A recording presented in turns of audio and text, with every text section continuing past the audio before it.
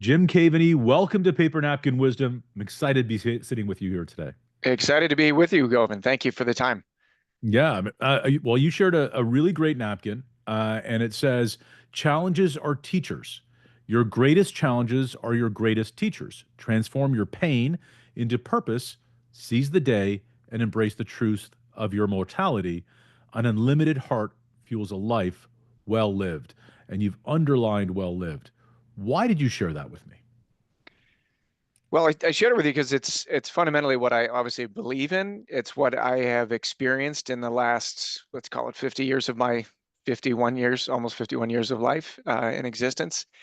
And it's something in which, I think as I grew up going through some challenges in life with anxiety, I never knew exactly what some of those challenges were, why I was going through what I was going through. And they didn't really teach me anything until I was probably 38 and diagnosed with my diagnosis of atrial fibrillation.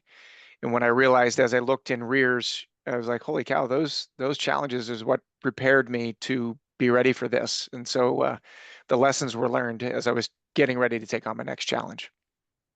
Yeah, so I think that's interesting, right? You talked about how 51 years of experience prepared you for, let's say, a bigger, more acute challenge that occurred at your 38th. So let's, but were you aware prior to your health scare at 38 that you were learning these from these challenges, or did that become apparent later? No, it absolutely became apparent later. And I think, I love to steal Steve Jobs' quote, right? When he gave his commencement speech, he had said, we don't really connect the dots moving forward. We only connect the dots when we look in rears. And so it wasn't until I honestly sat down, wrote my book, and started putting the pieces and parts together and thought to myself, holy cow, like everything that I went through, those dots, and in between those dots, obviously, is the messiness of life.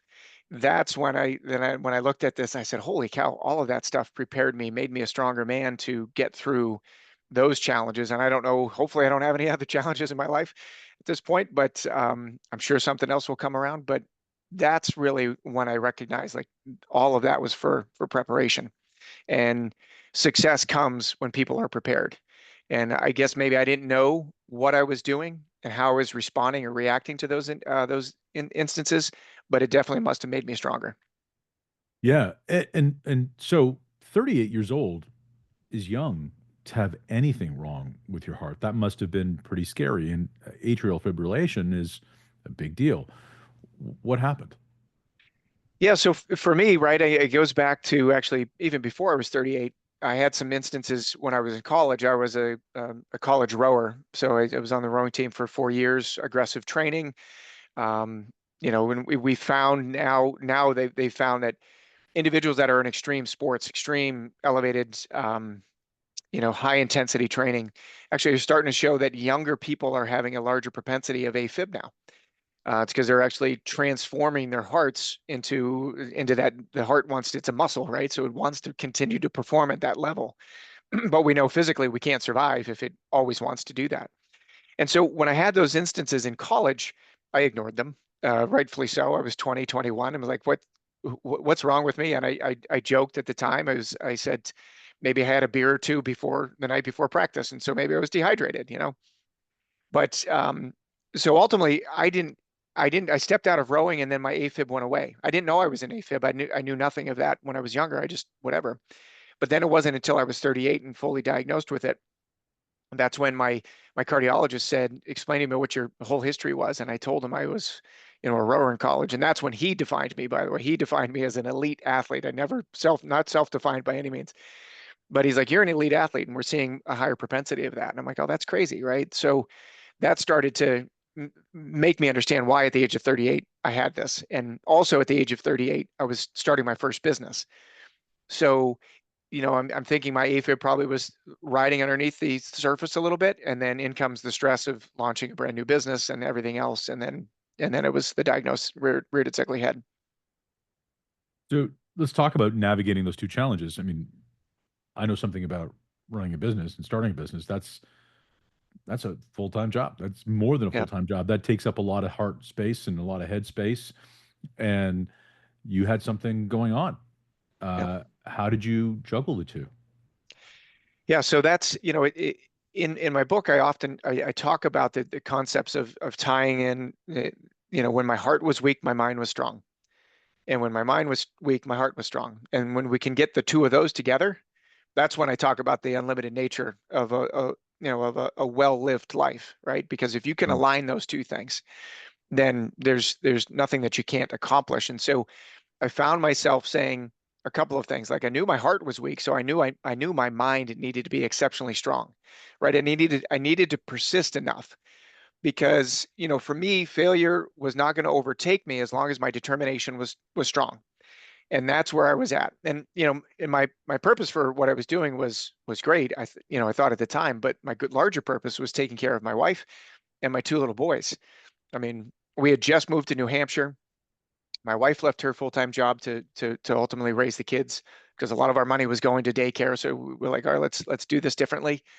And then I surprised her with like, hey, I'm leaving my job and I'm going to start a business, right? So she's like, great, we have no income and we've got two small boys. What are we going to do? Right. And so I said, it'll be fine. And so for me, then it's like with that diagnosis, like, all right, I need to really make this work because I'm not going back into the quote unquote the real world. I was going to be the entrepreneur that I wanted to be. And so we set on that course. And again, my when my heart and my mind were both in sync and doing great, that's when the company was really exploding. My family life was exploding, all those things. And then it came crashing back down again when my diagnosis took an ugly turn in 2018, and then I had to come back out of that again on a different side of things. So, let's talk about how, the you and a lot of entrepreneurs do this, right? Where everything seems to be going, there are challenges already, and let's add this other challenge. And what made that the right time for you to jump forward and seize the day? And you seized the day. You transformed your pain into purpose right then. But why did that happen for you then? What do you think the impetus was to start the business then? Well, for me, even prior to the diagnosis, right? So I was, let's just call, and I love the word that you used earlier, like let's have this podcast so we can be curious about each other. And I was always curious for many, many years. And so for me, and I was in healthcare, life sciences, and I was a national trainer for multiple pharmaceutical and biotech companies. And I kept hearing from people say to me, and they had much more seniority than I did, and they kept saying to me, the way you train classes is so much different than I've ever seen. You should start your own business. And then I kept hearing that for probably about a year or so. And then, but underlying me, I also knew I always wanted to do my own thing.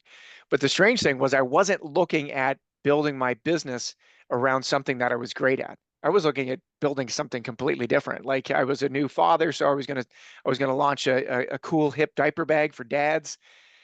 And then somebody's like, why would you do that? Like you're great at training, build a business around training. And I'm like, oh, that makes sense, right? Let's go with what you know, right? And so Mhm.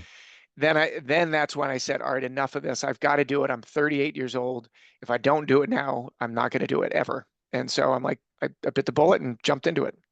Yeah, there's never a perfect time, and I think that a lot of people talk about you have to fall in love with something, but I almost wonder about whether or not you have to fall in hate with something. You have to really see a problem that you can't look away from and that you want to solve.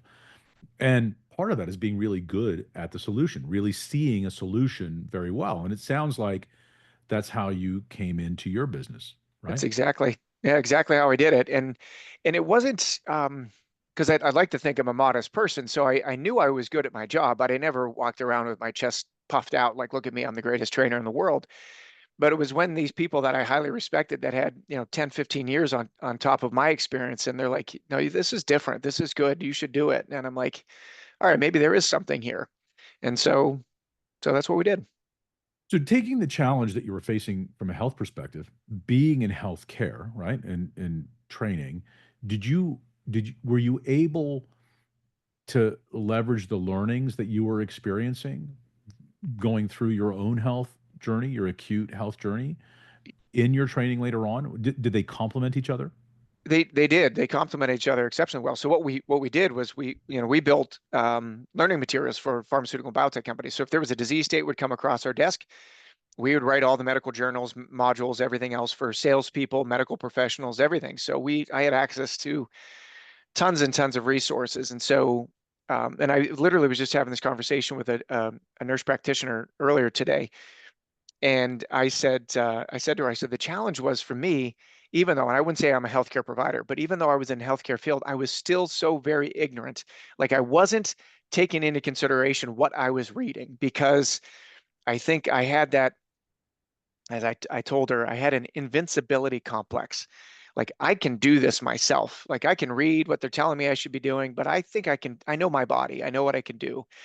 And I danced with that for a while, and then it almost took me out, right? And so that's why nowadays I'm like, listen, don't don't think you're the smartest thing in the room, even if you know your own body. Listen to other people, listen to advice, and do everything possible because I probably could have killed myself if I pushed it a little bit too further, a little bit much further.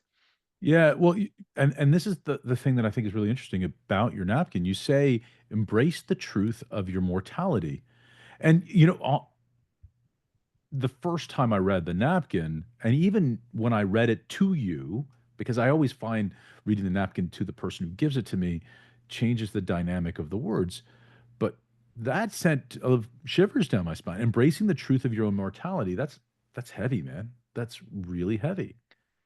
Yeah, it can be, right? It can be, or it could be absolutely freeing as well, right? Mm. And I look at it this way, right? So, and here's my moment, right? And so it wasn't until 2018 in which, again, my invincibility complex probably got the best of me. And thank God my cardiologist called me up right before Thanksgiving here in the States and said, "Hey, I want to put a monitor on you just to see what you're doing." And I said, "Well, I'm having some symptoms. I think maybe this is just me living with my AFib." And then I come back, I sent the monitor away. I come back and I see this guy.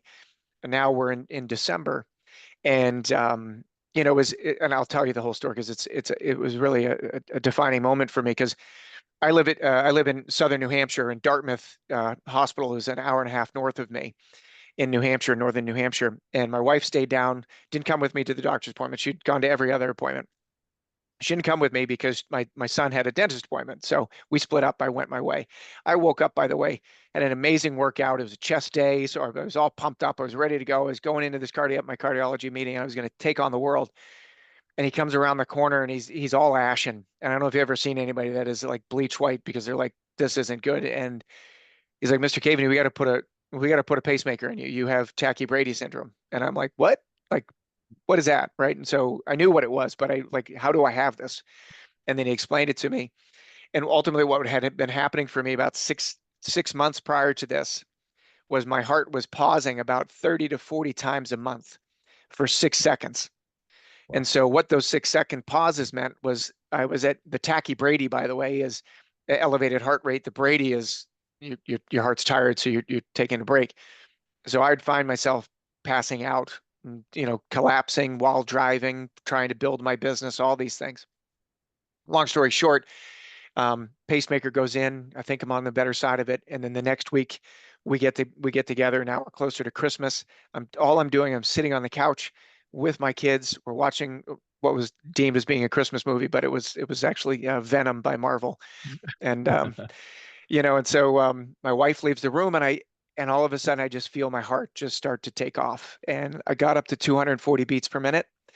And my pacemaker, I know what my pacemaker was for. My pacemaker was there for the pauses, nothing for the elevation. And so here I think I am, this is it. Like I am racing until I can no longer race and my heart completely crashes out. Paramedics showed up. My wife's pouring a bottle of aspirin down my throat, chew and swallow. Like all this is happening, right? So this was my mortality moment. Like I literally think I'm dying at this point. Thankfully, I didn't. Came out of that. And then I said, all right, what do I need to do differently in my life? Right. And this is where it was. You don't have to, I guess why I'm saying this is you said it's heavy or it could be freeing. And for me, yes, it was heavy. Right. But it was also very freeing because I thought to myself, if I'm not going to be here tomorrow, I'm going to do everything within my power today to make the most of my day, make the most today, most of other people's days if I can, right? And whatever that capacity is. And to me, that's just liberating. Because then I can just go do what I want to do, not unencumbered. You know what I'm saying. It's Yeah. like if I want to go start another business, I'm going to do it, right? And that's what I'm doing now, is starting another business because I'm transforming what I went through, my pain, into now what my business is, which is Unlimited Heart Health and Wellness, which is specifically focusing on patients with AFib. And again, going to say I was smart, but I was so ignorant. I can only imagine individuals that don't have access to the resources that I do, what they're doing, how they're struggling. And that's what we're trying to do is make an impact on their lives. I think this is really important. I don't want to skip by this. You talked earlier on about the connection between your heart and your head, and that's when the magic happens. You talked about also being well versed in medical journals and medical reading and the research. You know what tachybrady is. You've read you've read the research. You know what AFib is. You know what these things are scientifically. Yet when the Ashton doctor shows up and says, Mr. Kaveney, we're putting in a pacemaker, all that stuff goes away, right? So, yep, And it just is like, what are you talking about? What does that right. mean? And isn't that interesting that in those moments the the the connection goes away, right? And that's a scary thing. And probably not as scary as a 240 beats per minute. I mean, Venom's an exciting movie, especially when watching with the boys, but man, not that exciting. No, So no, no. so what are the things that you've learned to do to embrace those challenges now and quiet that so that you are keeping and maintaining that heart and head connection? Are there deliberate steps that you employ? What do you do? Yeah, no. So I'm blessed, right? So I haven't had an AFib event now in 6 years, right? So I had after all of that stuff happened the following year in 2019, March of 2019, which we're in March of 2025. So it was actually March 18th is when I had my last cardiac ablation, when they went in and walled off the electrical conduction that was causing the issues. So I've been free for 6 years. So it's a lot easier, right? When the symptoms aren't there anymore. But I'm still an AFib patient. So for me, I do everything every morning. I wake up with a purpose of, I'm not an act. I don't meditate or any of those things, but I do work out. I do pray. I'm a faithful person. So I do all that stuff to kind of ground myself, loaded with gratitude because, again, I experience those things and I'm like, oh boy, tomorrow might not be here. So I better enjoy what I'm doing now.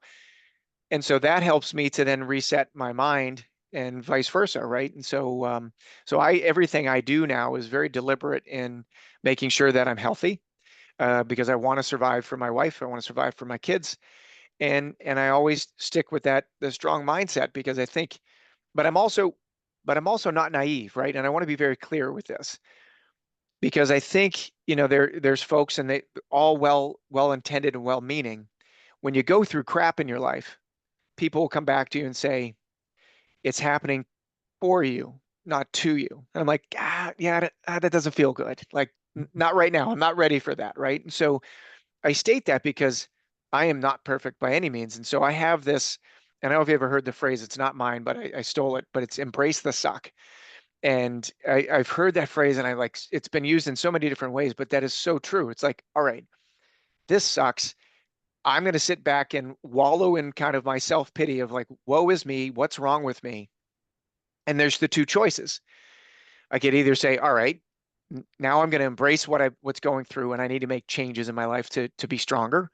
Or I could go down the hole and just say, oh, what was me? Like my life is over. And guess what? Most likely my life would have been over. But I said, no, I'm here for a reason.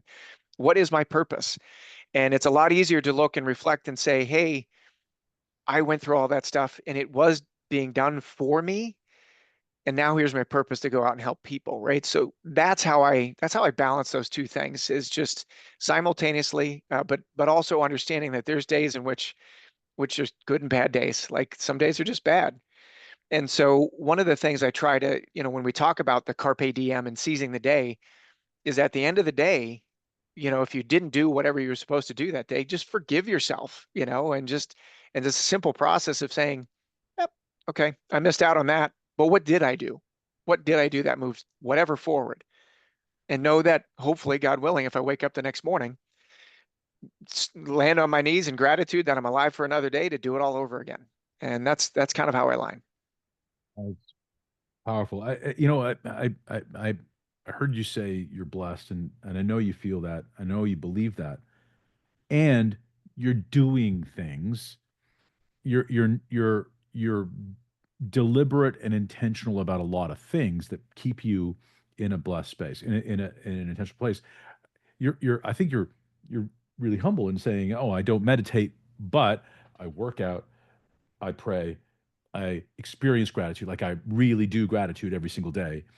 I think these are pathways to meditation, right? And Yeah. making sure that you feel those things. The tagline to your book is how to transform pain to purpose, and you've really done that. How do you help people? So yes, a lot of people say this is happening for you and not to you, and you're right to say that sometimes it's like right now, not a Yeah. good time. Don't Right. don't bring me. Great, take your rainbows and lollipops for a second. I'll be back to you, but I need this.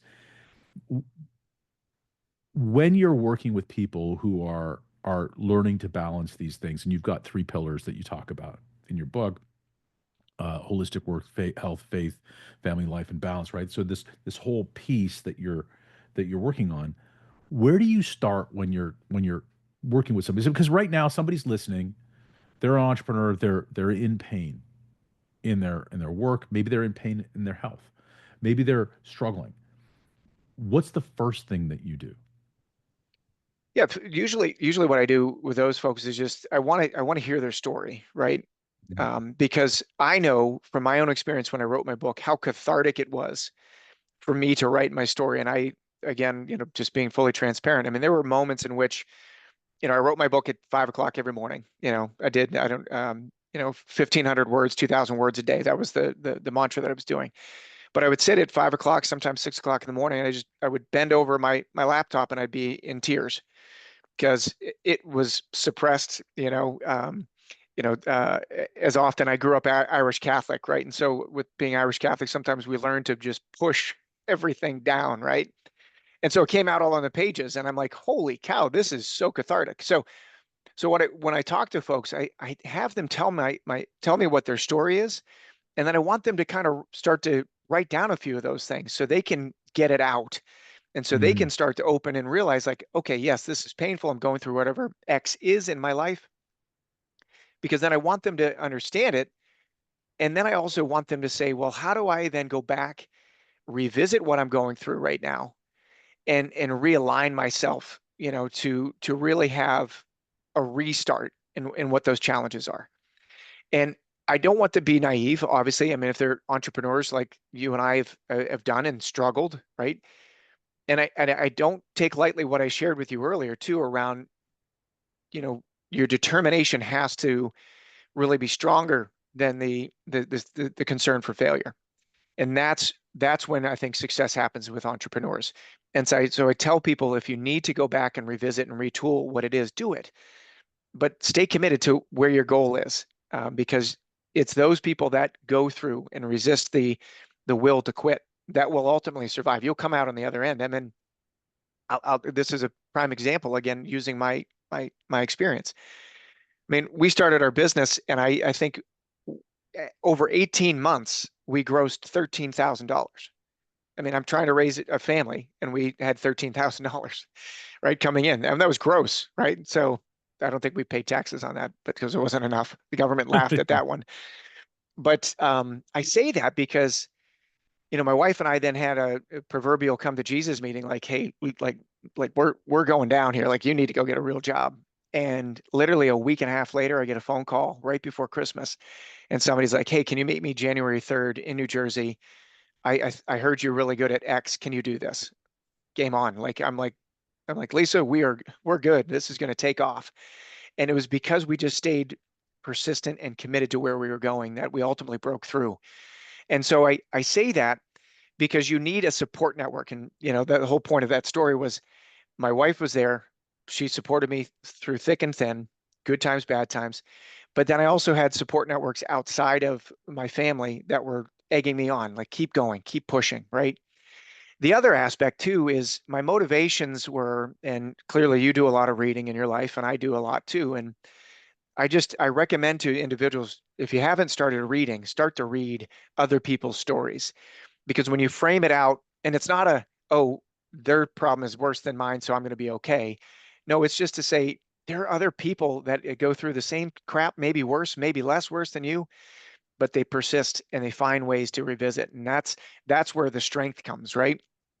And I think your podcast the other day with a young lady on there, I think it was around success is when you learn how to resist the those challenges that are coming your way. So Right. long-winded answer to your short question. So No, apologize. no, no. Super, super awesome answer. So, one of the things that I think that you really did, and you said at the beginning of it, and I want to go back to it because it's super important. You said that you suffered from anxiety as a child, right? That you were an anxious child and hunched over your laptop as you were pulling pulling the words out of your story, getting 1,000, 1,500 words down every single day at 5 o'clock in the morning. I say often, and there are so many things about this, but uh, the way to get the loop out of your head is to write it down. The way to get it out of your head and into the world is to write it down. And then you can start to notice the nuance. You can notice the strength in your. I think that when it lives up here in our heads only, what ends up happening is we only see one side of it. It's not three-dimensional. It's not life. Life is much more textured than that. And Yeah, the moment we take that loop and extend it down to a piece of paper or in any way, shape, or form, all of a sudden we can notice the strength, the resilience, the and the patterns that are actually leading us forward as opposed to moving us back, right? Did yeah. you not see that? Oh my gosh, without question. And to your point, it's like when people talk like news and everything else and all the different crap that's going on in the world nowadays. It's like, oh, you get a snippet of things, right? And I think to your point, we have those little snippets in our mind. But when you read when you put everything in context, that's where you see the strength. And I think that's exactly what you're saying. And that's exactly the way I felt. Now, I'm not a huge journaler, which my editor was funny. She's like, "Yeah, you don't journal, but you just wrote 95,000 words." So you kind of do. You just waited, 40 some years to do it. But so that's one of the key components that we're striving to do too, with my editor exactly, is to help people get those things out on paper in some way, shape, or form, because that's when they come to life. And that's when you start to see your strength. That's when you see your dots, as we were talking about with Steve Jobs and all those things. And then you start to think, I'm better than I thought I was, right? And okay, I can do this. Something you said really quickly, and I think it's really cool that we're landing here, is that headlines, right? The headlines, the snippets that we see exist in our mind, right? The headlines, and they're always negative. They're always not always, but they're often negative. They're unless we're putting positive headlines in there, it's the headlines. If it bleeds, it leads. Yeah, It's up there, and the headlines in our mind. But we have to read the story. We have to write the yeah, story. We have to put it down. And I think it's such a really great idea. Embracing the suck is something really cool. Todd Palmer, the author of From Suck to Success, yep, was on our podcast as well on Paper Napkin Wisdom. He's a great friend of the show. So I totally love that. An unlimited heart fuels a life well lived. For you, that's full of purpose, right? 100%, That's amazing. 100%. Yeah, my I wife. I'm Go sorry. ahead. Go ahead. No, no, no. Go ahead.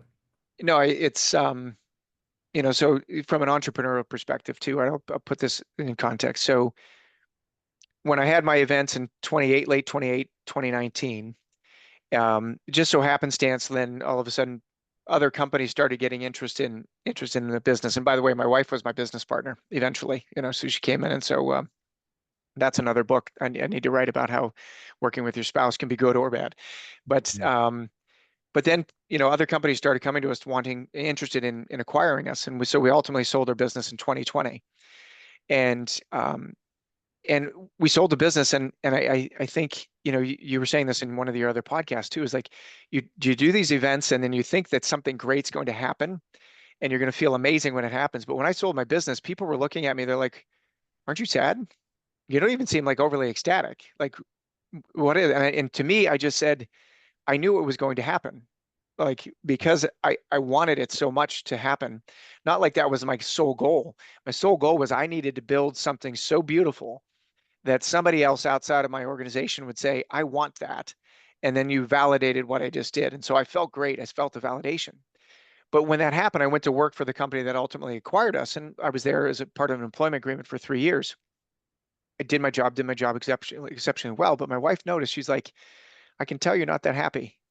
And I said, how's that? She's like, because you are a purpose-filled person and you served your purpose already. You built a great business, you sold it, and now you're building a business for somebody else. And I'm like, yeah, it's still my purpose. She's like, yeah, but no, you need more. I know you need more. And then when I told her my vision was like, hey, after my 3-year employment agreement, I'm going to go write a book and start a new business. And she literally, we were over eating dinner together, and I looked up from my plate and I see her and tears are running down her face. And she's like, I'm so happy. She goes, that is you. Go do it. Right. And so I got her blessing. So here I'm doing it again. But yeah, Beautiful. purpose is so important to me. And that's why I love to talk about it. Yeah, I think that's a great place to land. Jim, we do this thing this season in honor of the late John Rulin, who passed away suddenly. He was a great friend of the show. He gave us a napkin more than 10 years ago that says, "What you appreciate appreciates." Yeah. And we end every show this season with gratitude. Is there somebody that you'd like to shout out and give some appreciation to? Oh, I mean, first and foremost, it's got to be my wife, my partner in life, in so many different ways.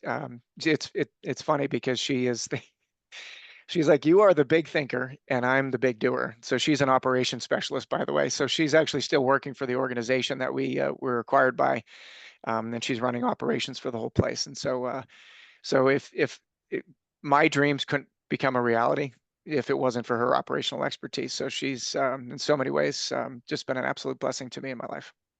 That's wonderful. Thank you, Jim. Thank you, Go.